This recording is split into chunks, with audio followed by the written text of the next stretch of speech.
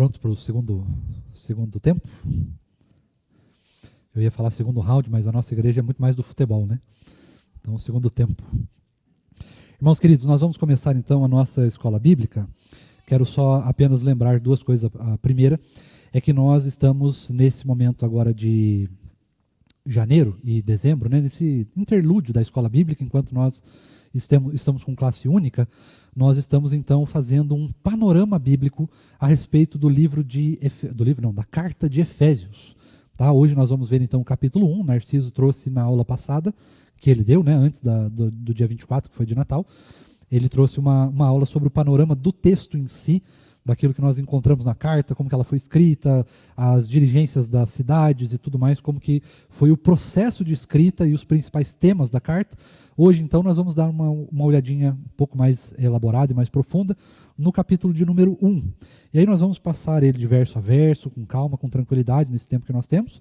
E aí nós vamos seguindo, cada semana será um capítulo, e é claro que nós não vamos abordar aqui os assuntos mais profundos do texto, né? Nós não vamos olhar com extrema profundidade, até porque, se nós fôssemos olhar, a gente ia levar quase um ano para terminar a carta de Efésios, porque ela é uma carta, de fato, bastante teológica, com um conteúdo teológico muito profundo, e se nós, então, fôssemos interpretá-la verso a verso, com toda a diligência, nós precisaríamos aí de bastante tempo. Como nós temos apenas 6 aulas, nós estamos, então, apenas fazendo um panorama, para que quando você precisar lembrar de alguma coisa, você possa recorrer lá ao YouTube, que é tipo um comentário bíblico online, né, gratuito. Você pode então entrar lá no nosso canal e falar, mas o que fala do capítulo 1 de Efésios, como é que é isso daqui, o que Deus fala sobre isso daqui em tal parte de Efésios. Você pode entrar lá e aí olhar cada um dos vídeos que aparecem lá, e aí assim você tem um panorama pelo menos do que ele está dizendo, né? E aí você consegue ter uma melhor visibilidade daquilo que o texto está nos dizendo. O segundo ponto, irmãos, é que eu quero reforçar o aviso de que nessa semana nós temos reunião de oração a partir de terça-feira, dia 2, das 19 às 20 horas aqui na igreja, no templo aqui mesmo. Nós vamos nos reunir aqui para orarmos. Cada dia será responsável uma sociedade interna, mas todos nós somos muito bem-vindos e necessários todos os dias. Tá? Independente da sociedade que esteja conduzindo, você é muito bem-vindo e muito necessário para estar aqui em todos os dias que você puder, tá bom? Então faça um esforcinho se você puder e esteja aqui orando conosco. É 1 hora só.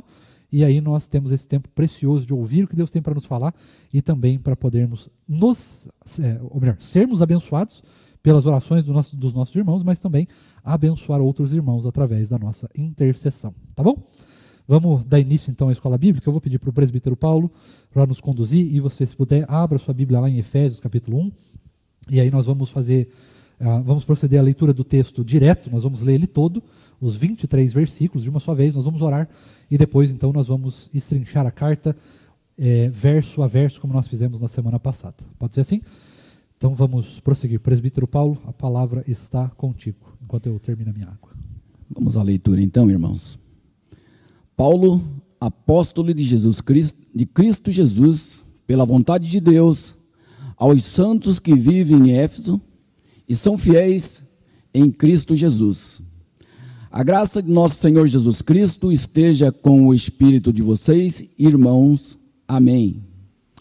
Paulo, apóstolo de Cristo Jesus, pela vontade de Deus, aos santos que vivem em Éfeso e são fiéis em Cristo Jesus.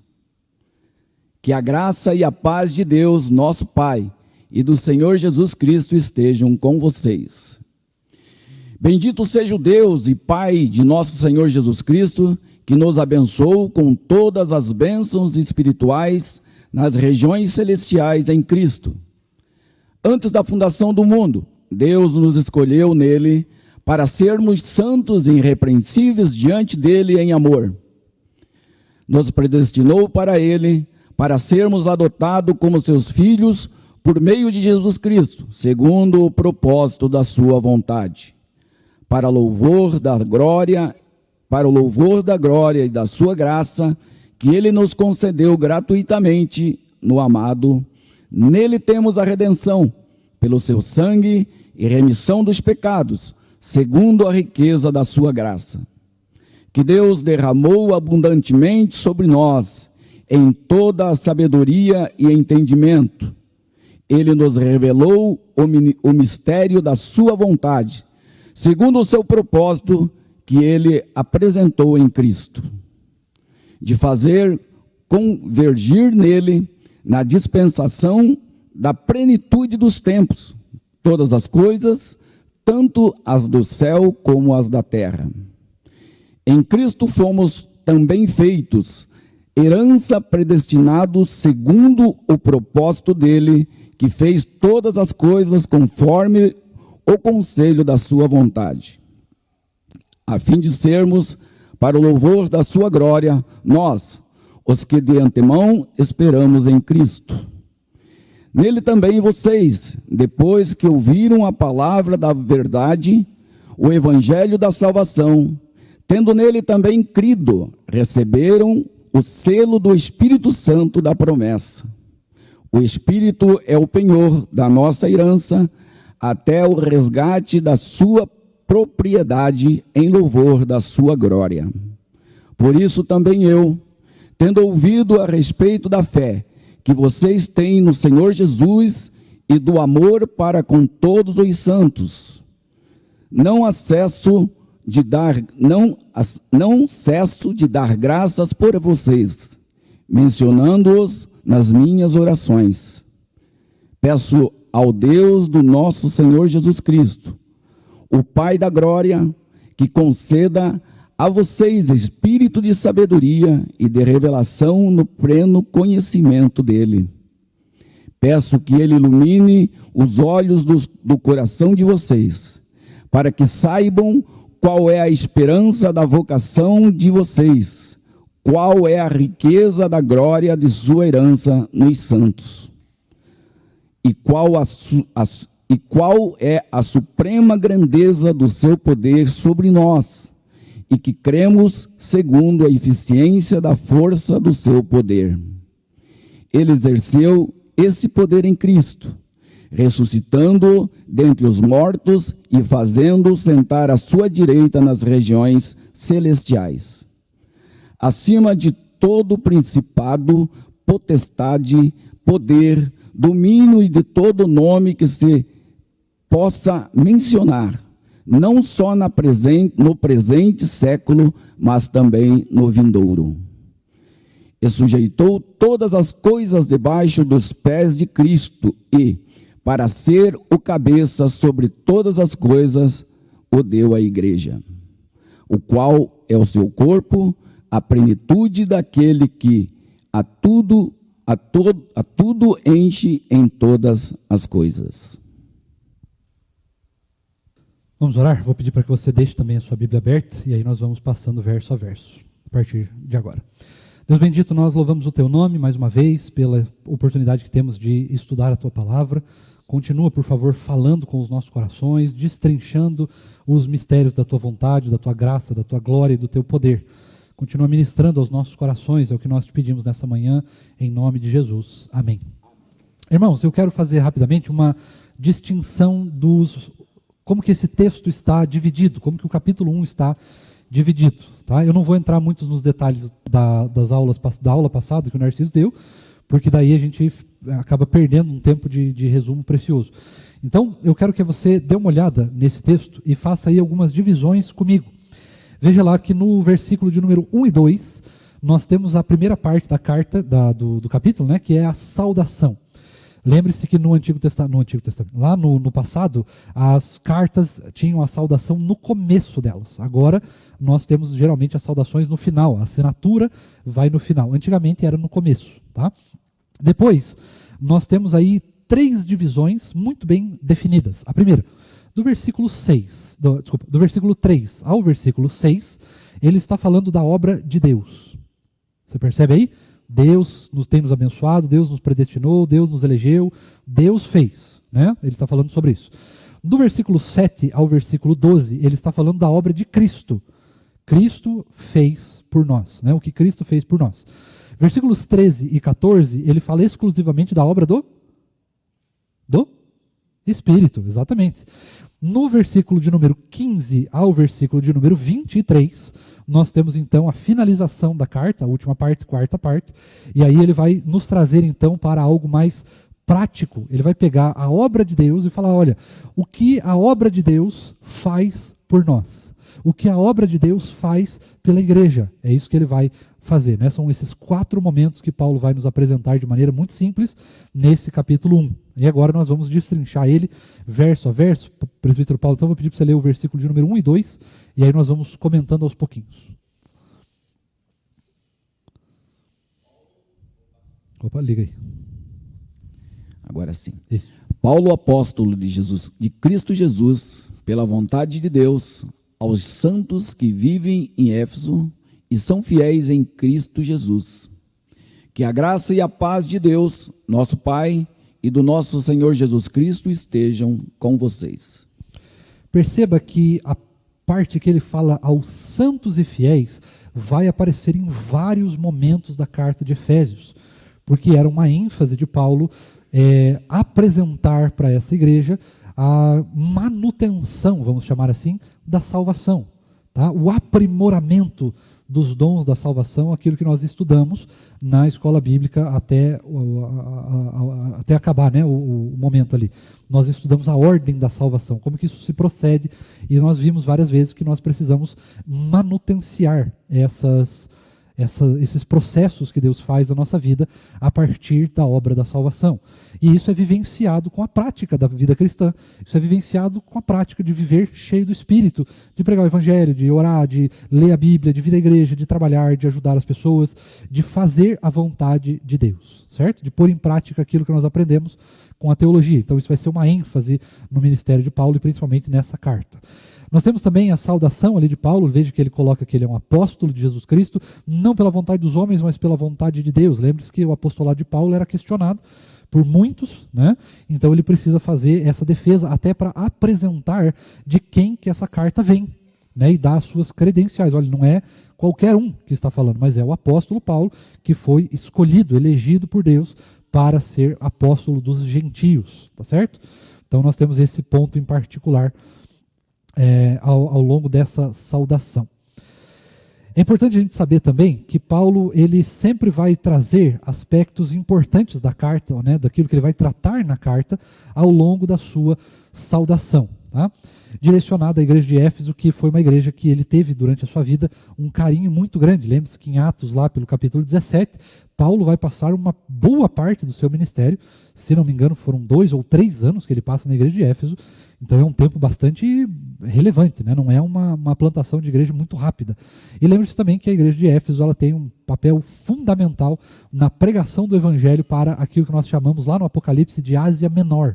Tá? Aquelas 7 igrejas são frutos da igreja de Éfeso, muito provavelmente. Tá? Tendo visto essa primeira parte, nós vamos então passar agora para aquilo que Paulo vai demonstrar, ou começar a demonstrar a respeito da obra de Deus. Ou seja, ele faz a saudação e agora ele vai falar sobre a obra de Deus. O que Deus faz por nós? O que Deus tem feito, não por uma pessoa individualmente apenas, mas por toda a sua igreja. Qual é a obra de Deus na vida da igreja? É isso que nós vamos ver agora, mas nós vamos passar ela verso a verso, porque nós temos uns pontos importantes a ver aqui. Então, presbítero Paulo, verso 3. Bendito seja Deus e Pai do nosso Senhor Jesus Cristo, que nos abençoou com todas as bênçãos espirituais nas regiões celestiais em Cristo. Tá. Então aqui nós temos algumas coisas importantes, olha bem. A primeira coisa que eu quero falar é no final do versículo 3. Em Cristo. Essa frase ela vai aparecer mais de 100 vezes ao longo de todo o processo de escrita de Paulo. Tá? Então é uma coisa muito importante. Em Cristo, irmãos, nada é feito fora ou longe de Cristo. Tá? Nós precisamos sempre lembrar disso. Em Cristo. Tudo que nós temos, tudo que nós somos é em Cristo. Né? Foi por meio de Cristo. Então a gente precisa lembrar disso. Segunda coisa que aparece muito na carta de Efésios é a última parte do versículo, um pouquinho antes ali do em Cristo, que é nas regiões celestiais. Aquilo que Deus faz, Ele não faz aqui, Ele fez antes da fundação do mundo. Naquilo que nós não podemos compreender, Ele faz no seu plano, no seu tempo, na sua realidade, do jeito dele. E isso nós não conseguimos compreender essencialmente. E por isso que então Paulo está dizendo nas regiões celestiais. ele não está falando de um lugar específico apenas, mas ele está falando de um plano específico da parte de Deus, de algo que não vem de nós, mas que vem da parte de Deus. Isso é muito importante. Durante toda a carta de Efésios, em vários outros momentos, em outras cartas, Paulo sempre vai trazer essa frase: nas regiões celestiais em Cristo. Tá? Isso é muito importante. Mas o que Deus faz pela sua igreja em primeiro lugar? Deus nos abençoa. Não é isso que está escrito aí? Deus tem nos abençoado nas regiões celestiais em Cristo. A primeira coisa que Deus faz, que Paulo ressalta, é a obra de Deus em nos abençoar. Deus abençoa a sua igreja. Nós não podemos nos esquecer disso. Tá? Muitas vezes nós falamos muito sobre o pecado, nós falamos sobre vários assuntos, mas nós não podemos nos esquecer que parte do plano de Deus é nos abençoar. E Deus se alegra em nos abençoar. Ah, pastor, mas nós não merecemos. Verdade, mas isso não significa nada para Deus. Porque para Deus o que significa é o que Ele faz a partir da sua graça, ou seja, do seu favor imerecido. E parte de derramar da sua graça está na alegria que Deus tem de nos abençoar. Então lembre-se sempre disso. Deus nos abençoa. É a primeira coisa que Deus faz por mim e por você, mas é a primeira coisa que Deus faz pela sua igreja em Cristo Jesus. Tá? Não é a bênção pela bênção, é a bênção em Cristo. Sempre lembre disso. Tá? Versículo 4. Antes da fundação do mundo, Deus nos escolheu nele para sermos santos e irrepreensíveis diante dele em amor. Olha aí, nós temos aí algumas coisas, né? Deus nos elegeu, e aqui nós temos um ponto muito importante para nós, calvinistas, presbiterianos, reformados, que é quando Deus nos escolheu. Porque às vezes a gente tem, tá, Deus nos escolheu, tudo bem, e aí? Quando Deus nos escolheu? Antes da fundação do mundo. Tá? Então, antes da fundação do mundo, segundo Paulo, Deus já nos escolheu. Lembre-se que esse é um texto inspirado. Tá? Não é Paulo falando, dando a sua opinião teológica aqui. Esse texto foi inspirado de maneira sobrenatural, miraculosa pelo Espírito. Ou seja, não é Paulo que está falando. Paulo escreveu, mas quem está falando é o próprio Deus para nós. Então, quem está nos dizendo isso é o próprio Deus. Eu escolhi vocês antes da fundação do mundo. Ah, o meu plano é um plano eterno, ele não é um plano que tem falhas, né, brechas. Ele é um plano que foi feito antes da criação, antes da fundação do mundo. Então isso é muito importante. Segunda coisa, ele nos elegeu para quê? Veja aí no texto que o texto diz, para sermos, mais uma vez aparece, né, aos santos de Éfeso e aos crentes, né, os fiéis, os perseverantes, aqueles que continuam a ser perseverantes na obra de Cristo Jesus. Tá? Então isso é muito importante. Mais uma vez nós temos essa expressão de Paulo aí aos santos. Né?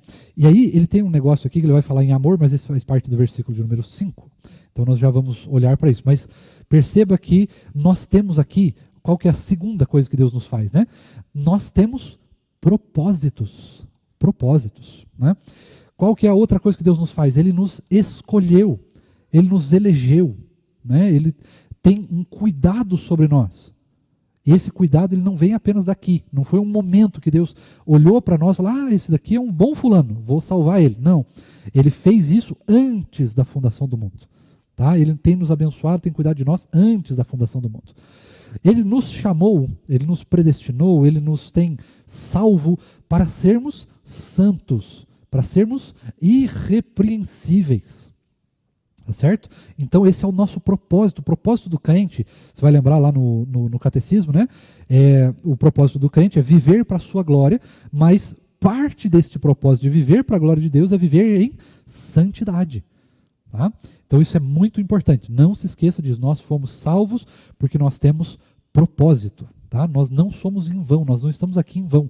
Deus tem propósito nas nossas vidas e tem propósito naquilo que Ele faz. Nada que Deus faz é em vão ou por acaso. Tá certo?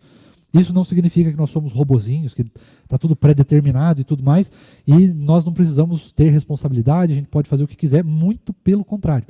Porque nós fomos predestinados, sim, nós fomos escolhidos, sim, mas nós não fomos escolhidos para viver do jeito que a gente quer, mas a gente foi escolhido para viver em santidade e sermos irrepreensíveis.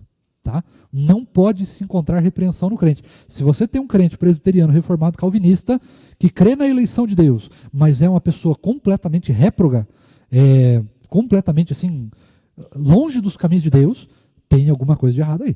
Tá? Pode desconfiar que não tem problema. Desconfie sem medo, porque alguma coisa tem de errado, porque Deus nos chamou para sermos irrepreensíveis. Ah, pastor, mas a gente erra. Verdade, nós erramos e nós pecamos. Mas se nós fazemos isso, nós, imediatamente constrangidos pelo amor, pela graça e pelo poder do Espírito Santo, nos arrependemos. Tá certo? Vamos ao versículo de número 5. Nos predestinou para Ele, para sermos adotados como seus filhos, por meio de Jesus Cristo, segundo o propósito da sua vontade. Legal. Então aqui nós temos mais uma bênção. Qual que é a bênção agora? Agora, Deus nos fala sobre a predestinação, né? Nós somos predestinados, mas tem um objetivo. Tem um objetivo a predestinação. Ela não é por acaso, né? Ela tem um objetivo. Não quer dizer que isso é mérito, mas é um objetivo da parte de Deus. Para que Deus nos escolheu, além de sermos santos e irrepreensíveis, além de Deus nos abençoar e tudo mais que Ele faz, por que Ele nos escolheu, nos predestinou? Está aí no versículo de número 5, para sermos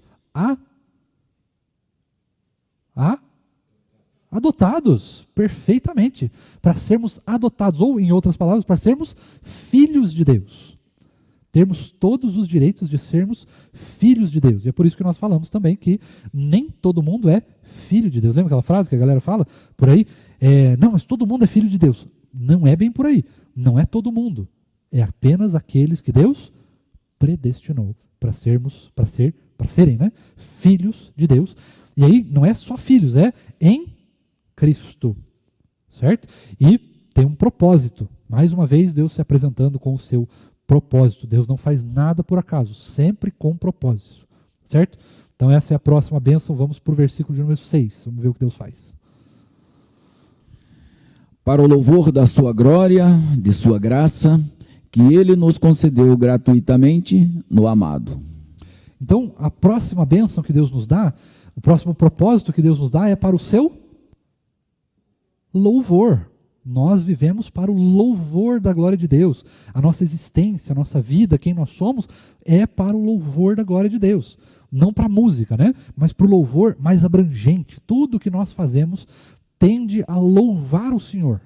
Tá certo? A forma como a gente faz, a forma como a gente pensa, a forma como a gente age, a forma como a gente se veste, como a gente se porta, todas as coisas que a gente faz são ou precisam ser para o louvor da glória de Deus, porque isso também faz parte dos seus propósitos, também faz parte daquilo que Deus faz nas nossas vidas. Então, são essas as bênçãos que Paulo traz a respeito da ação de Deus nas nossas vidas, na vida da igreja. Tá? Lembre-se aqui, nós estamos falando para uma igreja, não é para indivíduos, né? Embora, claro que a igreja é formada de indivíduos, ainda assim, Paulo está falando de maneira abrangente. Então, essas bênçãos são para nós, tá? Não para apenas um, mas são para nós. Certo? Então todos nós que estamos na igreja podemos desfrutar dessas bênçãos que Deus nos faz. Agora, irmãos, nós vamos passar então para o versículo de número 7 até o versículo de número 12, tá? Que é agora a obra de Cristo. Então nós vimos o que Deus faz, agora nós vamos ver o que Cristo faz ou fez pela sua igreja. Na verdade, continua fazendo, né? Então nós vamos passar por esse momento agora. Versículo 7, presbítero. Nele temos a redenção pelo seu sangue, a remissão dos pecados, segundo a riqueza da sua graça. Então aqui nós temos 4 coisas, em primeiro lugar. Tá? 4 coisas. A primeira, veja aí, presbítero Paulo, a primeira coisa que Deus fala aí no versículo 7, o que é? Redenção. Que coisa fantástica. Cristo nos redime dos nossos pecados. Essa é a primeira bênção. Como que Ele faz isso? Por meio do que Ele faz isso? Por meio do seu? Sangue. Por meio do seu sacrifício vicário. Né? Deus se sacrificou na cruz do Calvário para os nossos pecados. Depois ele tem uma terceira bênção. O que ele fala ali? Seguindo? Por meio do seu sangue. Segundo a riqueza, né? Da sua graça. Favor imerecido de Deus. Tá? Cristo nos abençoa com a sua graça, nos dando algo que nós não merecemos. Então a terceira é a sua graça. E por fim, o que ele fala? Aí nós vamos para o 8, né? Tem mais uma parte ainda no finalzinho do 7. Finalzinho do 7 é a sua remissão dos pecados, Pelo segundo a seu riqueza sangue, da a sua sua graça. graça. Daí. E acabou. Acabou. Então são 3.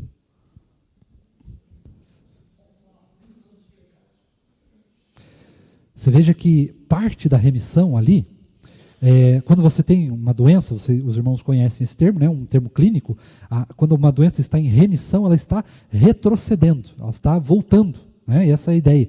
Mas junto com isso aqui nós podemos encontrar uma quarta bênção. Quando nós estamos retrocedendo, nós encontramos aqui a conversão. Tá certo? Conversão. Deus nos muda, Ele nos muda, o trajeto da nossa vida está indo assim, Ele muda, nos redime, e então nós continuamos por outro caminho. Nós somos feitos de novo, transformados. Isso faz parte também da remissão dos nossos pecados. Nós vivemos uma outra vida. Tá certo? Está meio escondidinho isso aqui, mas nós podemos entender essa parte também. Certo? Versículo de número 8. Que Deus derramou abundantemente sobre nós e em toda a sabedoria e entendimento. Aqui nós temos 3 coisas também. Primeira coisa é, Deus nos derramou quando? Como? Abundantemente. Abundantemente. Não é pouco, irmãos. Não é pouco. O que Deus faz é sempre em abundância, é sempre de maneira extraordinária, de maneira grandiosa, profunda, tá? Sempre de maneira miraculosa. Então, Deus nos abençoa de maneira abundantemente em Cristo, tá? Abundante em Cristo. É cheio de riquezas, nunca é pouco o que Deus faz, tá? Depois, Ele nos dá 2 coisas. A primeira, sabedoria, e a segunda, entendimento. O que são essas 2 coisas? Qual é a diferença entre elas? O entendimento é a quantidade de informações que nós temos, a capacidade que nós temos de reter conhecimento, tá? De aprender as coisas. E a sabedoria é a forma como nós aplicamos aquilo que nós sabemos. Eu conheço Cristo, eu entendo o que Cristo fez, eu entendo a sua obra, entendo tudo o que Ele fez, mas se eu não tiver sabedoria, eu não sei aplicar isso. Eu não sei viver isso. E é por isso que Deus, então, nos dá, por meio de Cristo também, sabedoria, que é a capacidade que nós temos de viver de maneira adequada a partir das bênçãos que Deus nos dá, a partir da obra de Cristo, a partir daquilo que Ele faz por nós. Nós temos então um dom da parte de Deus, que é a sabedoria para podermos aproveitar e saber viver de acordo com a vontade de Deus. Tá certo? Verso de número 9. Ele nos revelou o mistério da sua vontade, segundo o seu propósito, que Ele apresentou em Cristo. Então veja aí, segundo a vontade de Deus, Ele nos apresentou propósito. Propósito de vida, a sua vontade. A vontade de Deus é o nosso propósito, irmão. Nós vivemos para fazer a vontade de Deus. Isso é a alegria das nossas vidas. Precisa ser a alegria das nossas vidas. Nós precisamos nos contentar não com a nossa vontade, mas com a vontade de Deus. Mas isso não é nosso, né? Não vem de nós. A gente não consegue fazer isso. Isso é obra da parte de Cristo também. Tá certo? Verso de número 10. De fazer convergir nele, na dispensação da plenitude dos tempos, todas as coisas, tanto as do céu como as da terra. Aqui Paulo está demonstrando para a igreja de Éfeso e para nós também, como é a perfeição de Cristo. Cristo veio num momento, irmãos, extraordinário do tempo. Veja que até podia ter usado essa na pregação, né? A vinda de Cristo, ela está predestinada desde sempre, na verdade, né? Mas o texto que nos fala da vinda de Cristo é Gênesis 3,15. Depois de Gênesis 3,15, você pode contar aí que passam quase 5.000 anos até a vinda de Cristo. Quanto foi os nãos de Deus nesse tempo, do Antigo Testamento? Ainda não é o momento, ainda não é o momento, ainda não é o momento, ainda não é o momento. Mas então, quando Deus ele chega na plenitude, quando tudo converge para a perfeição da vida de Cristo, então Deus nos manda o Salvador. Certo?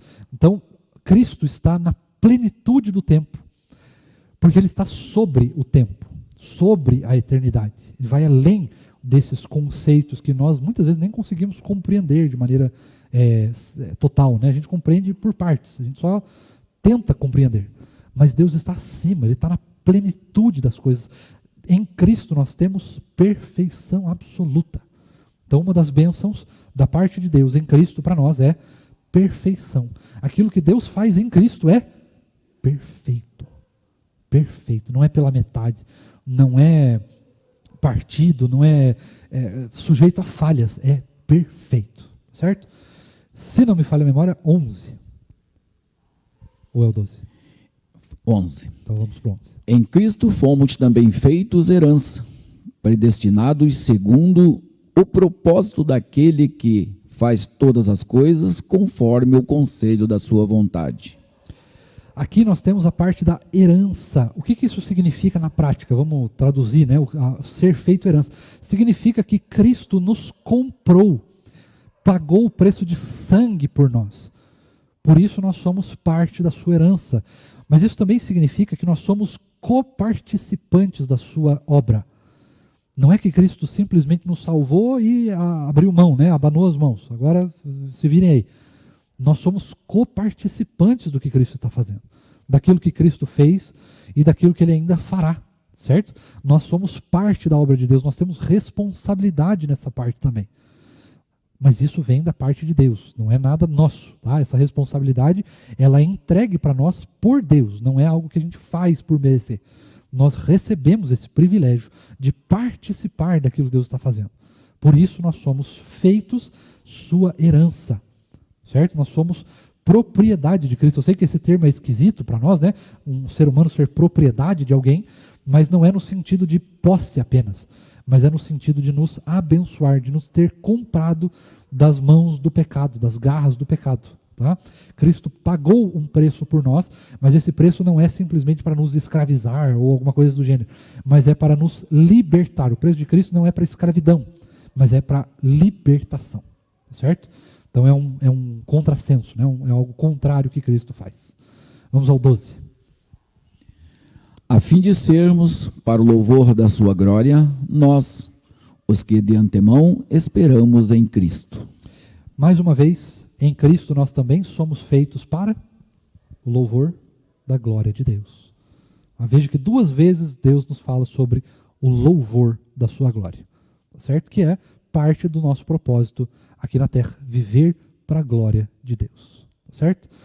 Isso tudo acontece em Cristo. Por isso que ele repete aqui. Ele está dizendo, olha, Deus nos abençoa para o louvor da sua glória, mas Ele faz isso sempre em Cristo. Todas as coisas são feitas em Cristo Jesus. Por isso que Paulo traz essa segunda perspectiva dos versículos 7 a 12. Agora nós vamos sair da parte de Cristo e nós vamos passar para a obra do Espírito. Então nós vamos ver o versículo de número 13 e 14, que vai falar um pouquinho sobre a obra do Espírito. Então, verso 13, por exemplo. Nele também vocês, depois que ouviram a palavra da verdade, o evangelho da salvação, tendo nele também crido, receberam o selo do Espírito Santo da promessa. Então vamos lá. Primeira coisa que tem aqui é ouvido a palavra. A primeira coisa que nós temos a respeito das bênçãos que o Espírito Santo traz para a igreja é a possibilidade que nós temos de maneira sobrenatural de ouvirmos a palavra. O que isso significa? Que Deus fala. Uma das bênçãos para a igreja da parte do Espírito é, vamos falar assim, traduzir a vontade de Deus por meio do texto bíblico para nós. Traduzir a vontade de Deus para nós através do texto. E isso é feito de maneira sobrenatural. Não adianta eu pegar a Bíblia aqui e ficar explicando para você, não adianta a gente ler, não adianta a gente pregar, não adianta eu pegar a Bíblia e bater na sua fuça com ela. Não vai resolver. Não vai resolver. Se eu obrigar você a fazer aquilo que a palavra diz, não vai resolver. Pelo contrário, só vai trazer ódio ao seu coração.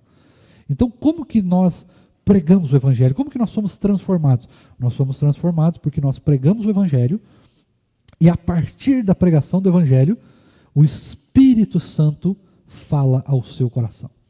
É o Espírito que traduz a vontade de Deus, é o Espírito que traduz a letra. Tá? É o Espírito que nos dá entendimento do texto bíblico de maneira sobrenatural. Quando eu digo de maneira sobrenatural, não é aquele entendimento de o que nós estamos fazendo agora, por exemplo, tá? Que é entendendo o texto em si. os pormenores do texto, por que foi escrito isso, por que foi escrito aquilo, onde foi escrito, quais são as situações, né, o contexto que está por trás dessas coisas. Isso daí nós podemos entender, todo mundo pode entender isso. Mas só quem tem o Espírito Santo de Deus entende o que está por trás disso. Então o que está por trás disso? É aquilo que Deus nos chama a fazer a partir do texto bíblico. Certo? Então, eu olho para isso daqui e eu não percebo apenas o que o texto diz, a crueldade do texto, né? O texto cru, as informações. Mas eu olho para esse texto e aí eu falo, puxa, eu sou selado pelo Espírito. Isso significa que Deus, Ele cuida de mim. E aí isso move o meu coração, isso mexe comigo. Isso é a ação do Espírito. É a tradução do que o texto diz para a verdade do que Deus faz. Tá certo? Então essa é a primeira coisa. Segunda coisa, primeiro a gente ouve a palavra. Depois o que acontece? Nós cremos. Nós cremos em Deus. A palavra, por meio do Espírito, essa tradução do Espírito, gera em nós crença, gera em nós fé. É por isso que a fé vem. A fé vem pelo ouvir e ouvir a palavra. E é justamente por isso que nós somos, então, conduzidos à fé, conduzidos a crer em Jesus. Quem nos permite crer em Jesus? O Espírito. Faz parte das bênçãos do Espírito Santo nos permitir crer em Jesus, por meio da sua palavra. Certo? E aí nós temos a terceira bênção do Espírito aqui nesse texto, que é lá no finalzinho, selo. O selo do Espírito. O selo que não permite que a gente perca a salvação, que não permite que a gente se afaste permanentemente de Deus, que não permite que o nosso pecado se aproprie de nós, que não permite que nós sejamos possuídos pelo diabo ou por qualquer outro demônio. É o selo do Espírito, irmãos, que faz toda a diferença. Tá? Nós somos, a partir do momento que nós ouvimos a palavra, a partir do momento que é gerado em nós fé, nós cremos em Deus, automaticamente nós somos selados pelo Espírito, protegidos. Nós nos tornamos propriedade de Deus. Existe um selo entre nós, né? e todo o resto. E esse selo, ele é irrompível, invulnerável, indestrutível.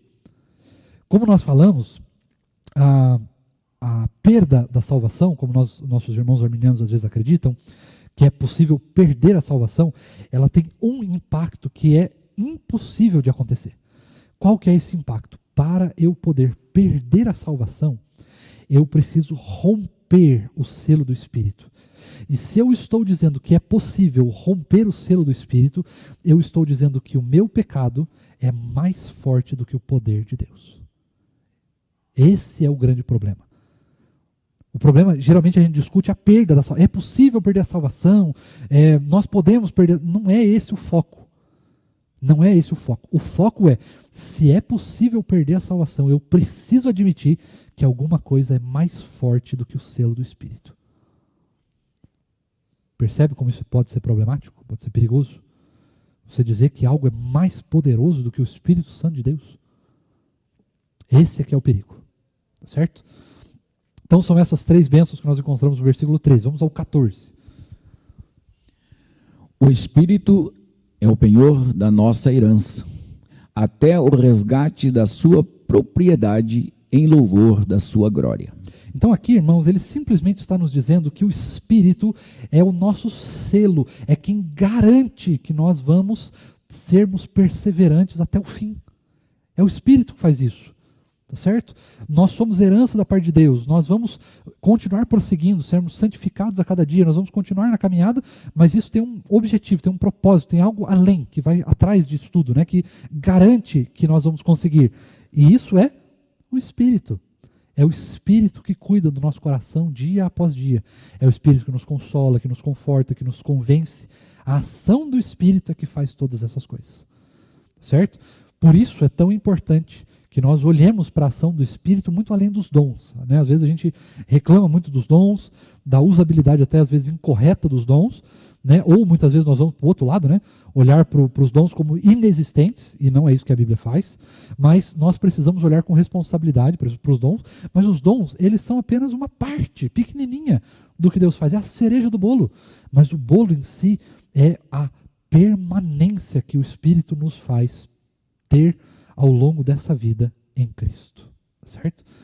Vamos agora aos versículos de número 15 a 23. E agora que você percebeu a obra do Espírito para a igreja, a obra de Deus para a igreja, a obra de Cristo para a igreja, nós vamos perceber um pouquinho como que a gente põe isso em prática. O que a gente faz com essa obra toda de Deus? Como que deve ser o nosso agir para com os nossos irmãos em Cristo? Como que deve ser o nosso agir diante daquilo que Deus faz? É isso que Paulo vai tratar um pouquinho a partir de agora. Então nós vamos ver versículo 15. E aí nós vamos trabalhando esse versículo, agora vai ser um pouquinho mais rápido, e aí nós já nos encaminhamos para o final. Verso 15. Por isso também eu, tendo ouvido a respeito da fé que vocês têm no Senhor Jesus e do amor para com todos os santos. Então, aqui a primeira coisa que nós temos com os irmãos é preocupação.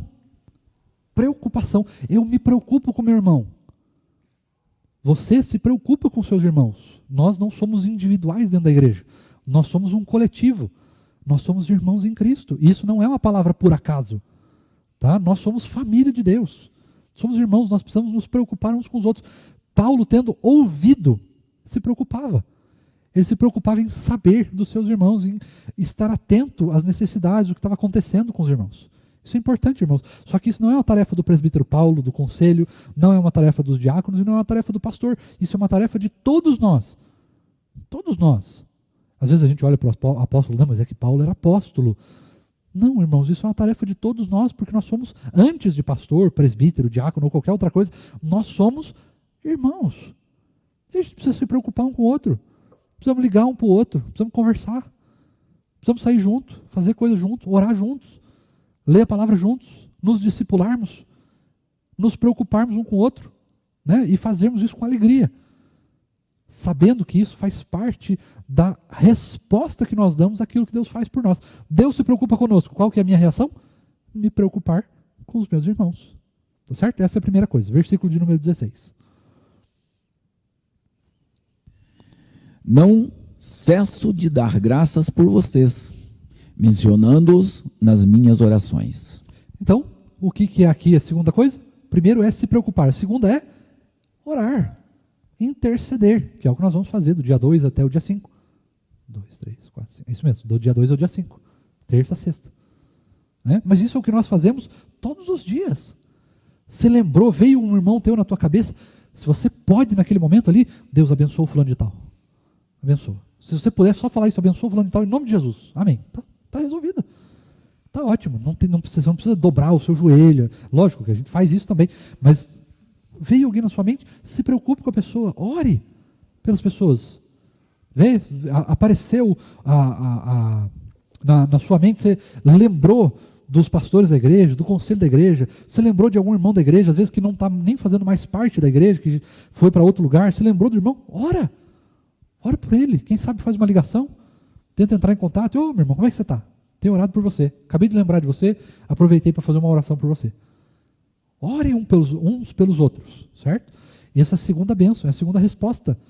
Nós estamos juntos em oração, nós estamos juntos em Cristo. Deus nos abençoa, Deus fala conosco e nós, por resposta a Deus, também oramos pelos nossos irmãos. Não só pela gente, né? Oramos pelos nossos irmãos. Essa é a segunda bênção. Nós não podemos cessar de orar uns pelos outros, de interceder uns pelos outros, de desejar diante de Deus o melhor uns para com os outros. Tá certo? Essa é a segunda bênção. Verso 17. Peço ao Deus do nosso Senhor Jesus Cristo, o Pai da glória, que conceda a vocês espírito de sabedoria e de revelação no pleno conhecimento dele. Então aqui nós temos uma questão da oração, né? Ainda continua falando da oração, mas assim, não é simplesmente pedir só bênçãos, né? Pedir, ó, Deus abençoe o fulano de tal. Mas veja que Paulo ele tem uma oração muito específica para a igreja de Éfeso. Eu peço que vocês tenham conhecimento da vontade de Deus, conhecimento de Cristo, que vocês continuem aprendendo a respeito de Cristo. vocês tenham sabedoria, que Cristo dê sabedoria a vocês, dê entendimento para vocês, tá certo? Então ore pelos seus irmãos, mas ore com um propósito específico, não ore, lógico, se você puder, né, você faz isso. Se você não puder, se você não tiver tempo, você faz aquela oração mais genérica, mas quando você puder, ore com especificidade, tá? Ore quando você lembra da pessoa, ore pelaquela pessoa com propriedade. Fala: Deus, abençoa o presbítero Paulo, porque ele é uma pessoa que precisa acordar muito cedo, então fortalece a vida dele, continua abençoando a vida. Ore com propósito, com entendimento. Mas como é que a gente faz isso? A gente não faz isso se a gente não se preocupa com o irmão, né? Eu não sei quais são as necessidades do presbítero Ademir, como é que eu vou orar por ele? Aí eu só posso fazer orações superficiais. Deus abençoa o presbítero Ademir. Tu sabes, né? Eu não sei o que ele precisa, mas tu sabes. Não, irmãos, não é assim. Nós oramos especificamente porque nós conhecemos os nossos irmãos. A gente sabe do que eles precisam, a gente sabe do que a igreja do Tarumã precisa. Lá no fundo, mesmo que você participe muito pouco, você sabe do que a igreja precisa. Você sabe quais são os problemas que ela tem, as dificuldades, as limitações. Você sabe no que ela é boa, quais são os dons e talentos. Então ore especificamente, porque você conhece. Você sabe por que você está orando. Você sabe exatamente o que você está pedindo e por que você está pedindo. Certo? Se preocupe, cuide dos irmãos. Tá? Cuide da igreja, participe. Né? Tenha uma vida de participação. Assim nós conseguimos pedir exatamente o que nós estamos precisando, exatamente as nossas limitações, exatamente aquilo que é a vontade de Deus para as nossas vidas.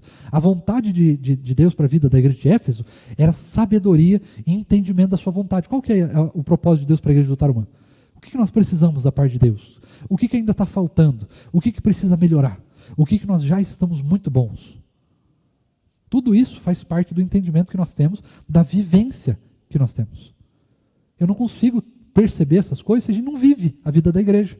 Se eu não participo das coisas, se eu não estou aqui, se eu não estou percebendo, se eu não estou interessado em saber o que está acontecendo. Não, eu sou da UPH e eu não quero saber de UPA, de UMP, não quero saber de SAF, não quero saber de nada. Da decisão do conselho, eu não estou nem aí o que o conselho decide. Não é esse o jeito de pensar. O jeito de pensar é participar das coisas. É saber das coisas, como que está acontecendo, por que está acontecendo isso, por que está acontecendo aquilo. Às vezes você não vai poder ter a informação completa, mas ao fato de você saber que alguma coisa está acontecendo, ao você se preocupar com isso, você consegue orar com propósito, com especificidade a respeito daquilo que Deus está fazendo. Tá certo? Tá certo? Tá certo, irmãos? Olhe bem, hein? Estão se comprometendo, hein? Olhe bem. Então vamos ao versículo de número 18. Quase acabando. Peço que Ele ilumine os olhos do coração de vocês, para que saibam qual é a esperança da vocação de vocês, qual é a riqueza da glória da sua herança nos santos. A segunda coisa que Paulo ora pelos irmãos é para que eles tenham propósito, vocação, certo? Em outras palavras, nós podemos até dizer, de certa forma, que Paulo orava para o entendimento deles de Cristo, teológico, para a profundidade, mas também Paulo estava orando para que as pessoas se envolvessem com a igreja, para que as pessoas trabalhassem, despertassem os seus dons, os seus talentos, a sua vocação em Cristo Jesus. Tá? Não só para a salvação, também para a salvação, mas não só para a salvação, mas para tudo, de maneira geral, para o trabalho na igreja, para que você descubra no que você é bom para servir a igreja, para trabalhar, para fazer a obra de Deus, tá certo? Então essa é a segunda coisa que Paulo, essa é uma das coisas que Paulo pede a respeito de Deus, nas suas orações, né? A respeito dos seus irmãos, nas suas orações, para que eles tenham um propósito, para que eles saibam a vocação, tanto na salvação, quanto na parte de trabalho, de fazer, de saber qual é o propósito que Deus tem para a igreja, mas também para cada irmão da igreja, para cada pessoa. Cada um de nós tem um propósito, cada um de nós tem uma vocação, tem um chamado específico da parte de Deus, além da salvação, né? Nós somos capacitados para fazermos determinadas coisas, mas isso nós só vamos saber com a vivência. Com a vivência, a gente precisa viver a vida da igreja, a gente precisa aprimorar os nossos dons, aprimorar os nossos talentos, a gente precisa fazer coisas na igreja para poder descobrir qual é a nossa vocação, né? E ao descobrirmos então a nossa vocação, nós temos esperança em Cristo, que nos capacitou a essa vocação, que nos tem ajudado, que nos tem capacitado, que nos tem conduzido, que nos tem abençoado, certo? Então, essa é uma das coisas que Deus também tem. Vocação. Vocação é importantíssimo para nós. Sabermos o nosso propósito. Cada um de nós. Ah, pastor, eu não sirvo para nada na igreja. Isso é mentira, pelo amor de Deus, nunca acredite nisso. Você só não descobriu ainda, talvez, o teu propósito. Você não descobriu qual é a vocação específica da parte de Deus para você. Mas todos nós temos um lugar no reino. Todos nós temos especificidade no reino. Tá certo? Você não é inútil no reino de Deus. Talvez você só não descobriu ainda. Mas isso não significa que você não tem propósito, que você é inútil, que você como é que fala? Que você é descartável no reino. Ninguém é descartável no reino de Deus. Todos nós temos propósito, não porque a gente é muito bom, mas é porque Deus nos dá. Faz parte das bênçãos de Deus nos abençoar com propósito. Tá certo? Vamos ao 19. E qual é a suprema grandeza do seu poder sobre nós, os que cremos, segundo a eficácia da força do seu poder? Aqui Paulo só está reforçando, irmãos, né? Não vou nem explicar muito, porque aqui é um complemento do versículo 18. A partir do momento que eu conheço a minha vocação, eu começo a entender melhor como que Deus age, eu começo a entender melhor as bênçãos de Deus, eu começo a entender melhor a sua palavra, eu começo a entender melhor e viver melhor o propósito de Deus para as coisas, principalmente para as nossas vidas, tanto individualmente quanto coletivo na vida da igreja, certo? Então nós começamos a entender o poder de Deus, como que Deus age, como que Ele ministra o seu poder, como que Ele ministra a sua palavra, como que Deus age quando nós não estamos percebendo, como nós não estamos vendo, como que é a vontade maior de Deus e a vontade específica de Deus para cada um, né? Para a vida da igreja do Tarumã só. Então, quanto mais próximo da vocação, quanto mais próximo de Cristo, mais fácil, mais sensível eu estou a perceber a ação de Deus no maior e também nas partes menores. Tá certo? Verso 20. Quase lá, irmãos. Ele exerceu esse poder em Cristo, ressuscitando-o dentre os mortos e fazendo-o sentar à sua direita nas regiões celestiais. Veja que agora Paulo vai falar de algumas bênçãos que Cristo recebeu. E o que ele está dizendo para nós aqui? Olha, Cristo, ele foi abençoado por causa da sua obra. Ele recebeu coisas por meio da sua obra, certo? Agora Cristo tem poder sobre a igreja. É Cristo que cuida da igreja. Então o que ele está dizendo? Ele está demonstrando para a igreja de Éfeso e para nós aqui do Tarumã o tamanho da grandeza de Cristo, o tamanho do nosso Senhor, o tamanho do poder do nosso Deus. O que Ele pode fazer por nós, né? Qual é o tamanho da sua obra redentora, o tamanho da sua salvação, o tamanho do que Ele faz de maneira grandiosa por nós, né, por todos nós, mas também o tamanho da grandeza do que Ele faz só por mim, só para o presbítero Paulo, só pela Kelly, tá certo? Só por cada um de nós. Qual é o tamanho da grandeza de Cristo? Nós podemos começar a perceber isso a partir do momento que nós nos tornamos íntimos deste Cristo. A partir do momento que nós nos tornamos íntimos de Deus. Nós conseguimos perceber então o tamanho da sua glória, o tamanho da sua grandeza, o tamanho daquilo que Ele fez por nós na cruz do Calvário. Versículo 21. Acima de todo principado, potestade, poder, domínio e de todo nome que se possa mencionar, não só no presente século, mas também no vindouro. Aqui tem uma coisa específica. Lembre-se que na igreja de Éfeso, na cidade de Éfeso especificamente, tinha o grande templo da deusa Diana, tá certo? E outros templos mais. Era uma cidade bastante ali sincretista, tá? Isso significa, o que ele está dizendo? Olha, Deus é maior. Deus é maior.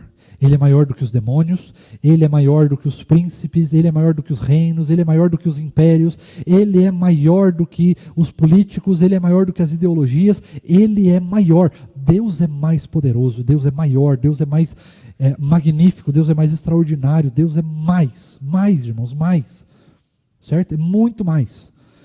Então, muitas vezes a gente se detém olhando, né, para os políticos, olhando, ai Deus, como é que vai ser o nosso país, diante do que os políticos têm feito, diante das ideologias, o que vai ser do mundo?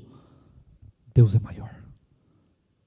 Ideologia, políticos, poderes, demônios, principados, potestades, não são nada diante do Rei dos Reis, do Senhor dos Senhores e do Senhor da igreja. Certo? Essas coisas não são nada diante de Deus. É isso que ele está dizendo aqui. Versículo de número 21. 22. E sujeitou todas as coisas debaixo dos pés de Cristo e, para ser o cabeça sobre todas as coisas, o deu à igreja. Então, olhe bem, ele deu Jesus à igreja, para ser o nosso Senhor, para ser o responsável pela igreja, o cuidador da igreja. Então, a igreja não está sozinha no mundo, mesmo diante de perseguição e de crueldades atrozes que possam ser cometidas contra nós, por meio do ódio que as pessoas têm de Cristo, né? Não de nós, mas de Cristo. As pessoas não odeiam a nós, as pessoas odeiam a Cristo, certo? Por isso que nós somos perseguidos muitas vezes. Mas independente de qualquer coisa que aconteça, todas as coisas já foram, antes da fundação do mundo, sujeitadas debaixo dos pés de Cristo. Essas coisas já foram derrotadas, irmãos. O diabo já foi derrotado, os principados já foram derrotados, os políticos já foram derrotados, a corrupção já foi derrotada, o pecado já foi derrotado, a perseguição já foi derrotada, tudo já foi derrotado.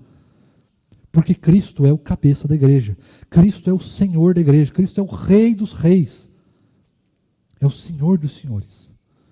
Então nós não precisamos nos preocupar, porque todas as coisas que nós venhamos a sofrer, tudo já foi sujeitado debaixo dos pés de Cristo, certo? E ele foi colocado como Senhor da igreja, para que nós tenhamos esperança nessas coisas.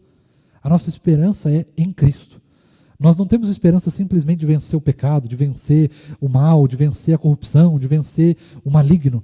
Nós temos esperança por causa de Cristo. A nossa esperança é Cristo, a vitória de Cristo, tá certo? Então é por isso que Paulo vai nos dizer, né, dizer para essa igreja e vai dizer para nós a respeito disso. Nós somos propriedade de Cristo, nós estamos sobre o governo de Cristo Jesus, nós estamos seguros em Cristo Jesus. Nada pode nos atingir, porque todas as coisas foram sujeitadas debaixo da autoridade e do poder de Jesus. Amém? Versículo de número 23. A qual é o seu corpo, a plenitude daquele que tudo enche em todas as coisas. O que Paulo está nos dizendo aqui, né? Em resumo, o que Deus está nos dizendo aqui? Ele está nos dizendo que agora, irmãos, por fim, no versículo 23, nós fazemos parte de Cristo. Mas em outras palavras, né, de uma maneira mais sucinta, mais simples, para a gente poder entender. Irmãos, nós participamos do que Cristo faz. Tá certo? Nós somos parte do que Ele faz. Nós não estamos simplesmente à mercê da sua vontade.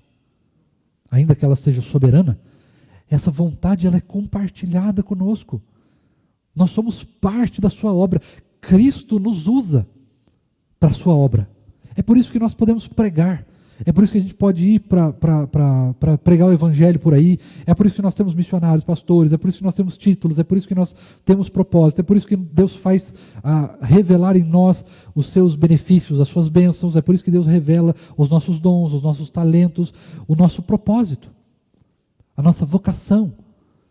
Porque nós somos participantes. Não é um Deus lá e nós aqui. Nós estamos juntos com Cristo, irmãos. Juntos. Não é uma separação entre Deus e nós, como já houve no passado. Agora nós estamos juntos. Nós trabalhamos juntos, nós fazemos as coisas juntos. Nós podemos participar das coisas juntos, tanto das coisas comuns, ordinárias do dia a dia, como das coisas espirituais e extraordinárias. Porque nós fazemos parte de Cristo, e Cristo faz parte de nós. Por isso nós podemos nos alegrar em fazer as coisas, porque essas coisas não são em vão, elas não são inúteis, tanto as maiores quanto as menores. Porque nós não estamos fazendo essas coisas sozinhos, mas nós estamos fazendo juntamente com Cristo. Você não está só, eu não estou só, nós não estamos sozinhos. Cristo está conosco em todas as coisas que nós fazemos.